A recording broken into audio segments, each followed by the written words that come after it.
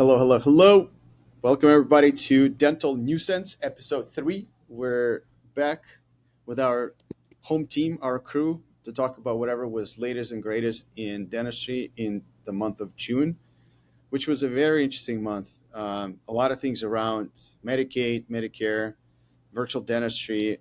We're going to talk a little bit about the Pennsylvania. For some reason, there's a lot going on in Pennsylvania as far as embezzlements and stuff. So we'll talk a little bit about that. And then the U.S. population is getting older. And on the tech side, our friends at Pearl, more like Brian's friends at Pearl, got some new patent going on. So maybe we'll talk a little bit about that as well. So with that being said, welcome everybody. And I guess let's just start with the first one.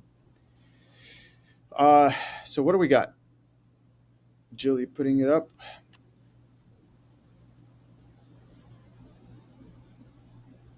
Nice. All right. Cash payments could help Medicaid beneficiaries obtain better coverage. So this was a uh, research project by one of the groups that wanted to study if the cash payments would be helpful for Medicaid patients instead of the actual Medicaid to obtain the better dentistry. And so they go deep into the research, and again, the details are interesting, but they're basically trying to make a point that if all these patients would get cash payments, they would get access to all the private dentists, which would be a much better quality of dentistry and the outcome of the dentistry versus them being part of the Medicaid. So I guess, Aaron, what do you think about this? What would be your take? I'm My first thought was that a quick read through at first, it said you would have a sliding scale as to how much income you made, and then at some point you kind of bail out of that system, so you're decreasing what you're paying, and then you go to like full pay or whatever it is. And I was like, well, like the guy that goes from when you come off the cusp, I imagine that's a rather rude awakening. Um, but then they're talking about providers losing 18% of their Medicaid revenue and uncompensated care and billing issues. um, I mean, it's the old three-legged stool thing. You got quality, you have access to care, and you have cost, and you get to pick two. And they're trying to pick all three, and I just don't know if it's possible or not. I haven't seen it yet, at least. Can we Yeah, clarify? it, So they're saying is that yeah. instead of having like Medicaid providers, Medicaid would pay the individual directly to then go get dental care? It said they would set up HSAs for them. Okay, yeah. So they would then get to essentially choose providers, and I got you. Yeah, specifically, the government would give each Medicaid beneficiary an individual health savings account and provide federal contribution based on household income, with additional requirements based on work, education, and time frame for spending. Yeah, I would say based on what Medicaid pays for procedures anyway, if they give them that money in HSA, they're going to get a cleaning and then they're going to max out. Well, yeah, that's kind of my thought. So I think the issue is not the type of care that they're getting anyway. I mean, I think that in the US, the culture around dental work and having your teeth cleaned and, and having, amazing dental care is different than it is in some other places. We went to New Zealand and Australia, and those people like budget $1,200 of their income every year to go towards their mouths in some capacity. And I just don't think that that's the culture here. So I think it's kind of 6 to 1, half a dozen the other. It feels like I'm not sure that it would make much of a difference. At the same time, I think there's a stigma around, types of patients coming into offices and negative bias that might be occurring. I've heard things working in dental offices and Medicaid offices as well. I What? know, go figure.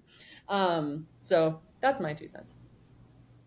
I would just love to see how it works. So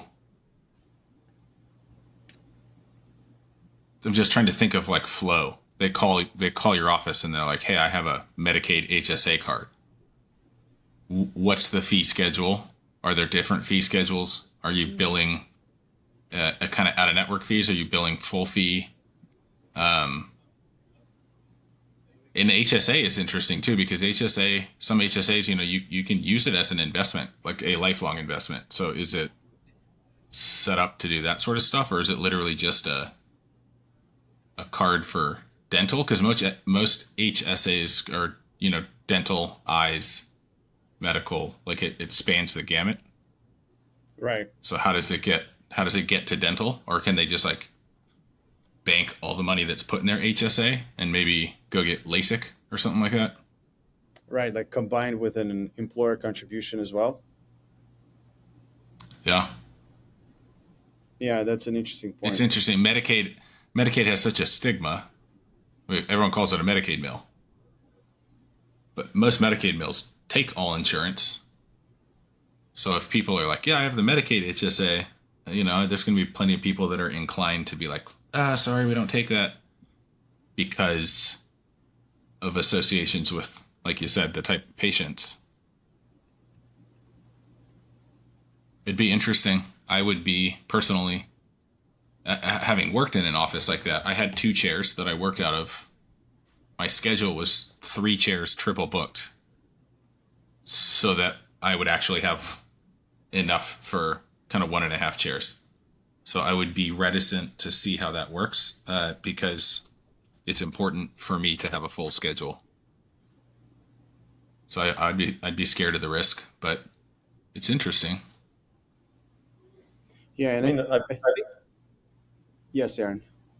no, I was going to say when I first got out of school, I worked in an office that took that kind of insurance, and um, it was not unusual for me to go in on a Saturday and have like Stim was saying, a triple book schedule, and literally have nobody walk in the door.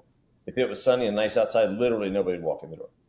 So when you're dealing with that sort of behavior from your general population, I mean, we all get it in our practice. We have some of those folks. We know before the day comes in who's going to walk in and who's going to give you an excuse about why they couldn't make it. Okay. But when you have an entire practice full of that, it's pretty hard to run things and have any sort of a business. And let's face it, if you can't stay in business, you can't help anybody. So to your point, Brian, I don't think that they would allow them to just invest that HSA money. I'll bet they would put some kind of a stipulation on that so they don't just kind of take the money and go use it for something else. Oh yeah. But it's hard. I mean, it's hard to run a practice that deals with that population. It just is because of what we typically see as the habits of that population as far as coming to the dentist.